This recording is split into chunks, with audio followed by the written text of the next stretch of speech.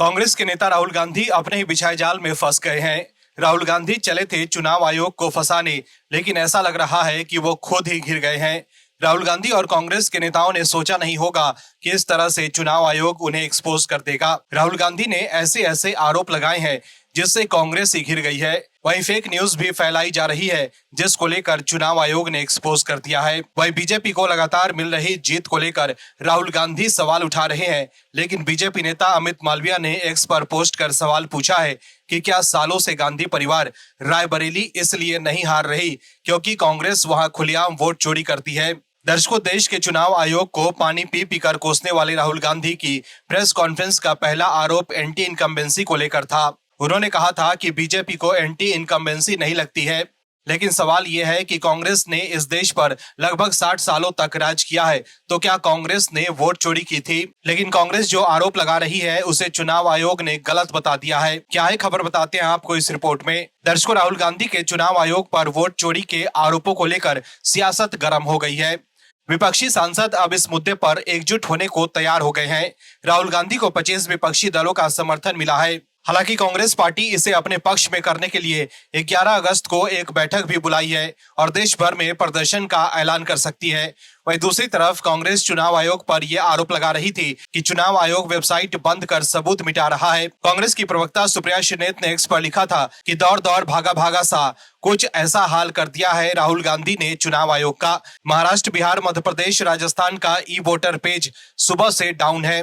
चुनाव आयोग का ये डर अच्छा है। इस देश के लोकतंत्र के साथ किसी तरह का खिलवाड़ बर्दाश्त नहीं, लेकिन चुनाव आयोग ने पलटवार कर दूध का दूध और पानी का पानी कर दिया है। वहीं बेंगलुरु में आयोजित कांग्रेस की वोट अधिकार रैली में भी राहुल गांधी ने नया दावा करते हुए कहा था कि जब देश की जनता हमारे डेटा को लेकर सवाल पूछ रही है तो चुनाव आयोग ने वेबसाइट बंद कर दी है। रैली में राहुल गांधी ने कहा था कि चुनाव आयोग ने बिहार, मध्य प्रदेश और राजस्थान में अपनी वेबसाइट बंद कर दी है। चुनाव आयोग जानता है कि जनता उससे सवाल पूछने लगी तो उसका पूरा ढांचा ढह जाएगा। वहीं भारतीय चुनाव आयोग ने स्पष्ट कर दिया है कि रोल डाउनलोड के लिए उसकी वेबसाइट लॉन्च होने के बाद से ही सुचारू रूप से काम कर रही है और डाउन टाइम के दावों को फर्जी बताया है। कई राज्यों में डाउनटाउन और डेटा हटाने के दावे सामने आने के बाद आयोग ने ये कड़ी फटकार लगाई है। कांग्रेस नेता राहुल गांधी द्वारा 2024 के लोकसभा चुनाव में वोट चोरी का आरोप लगाने के बाद जिससे पूरे देश में बवाल मच गया था, आयोग ने ये बयान दिया है। चुनाव आयोग का ये निर्णायक बयान सोशल मीडिया प्लेटफॉर्म एक्स पर फैल रहे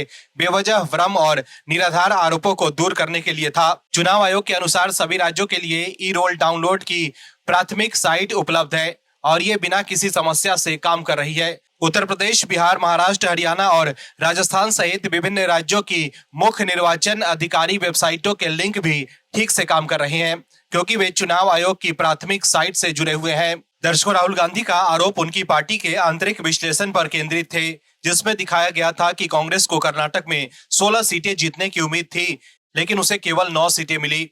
लेकिन सवाल यह है कि अपने सर्वे के आधार पर वो इतना बड़ा आरोप कैसे लगा सकते हैं? कई बार बड़े बड़े सर्वे गलत साबित हुए हैं।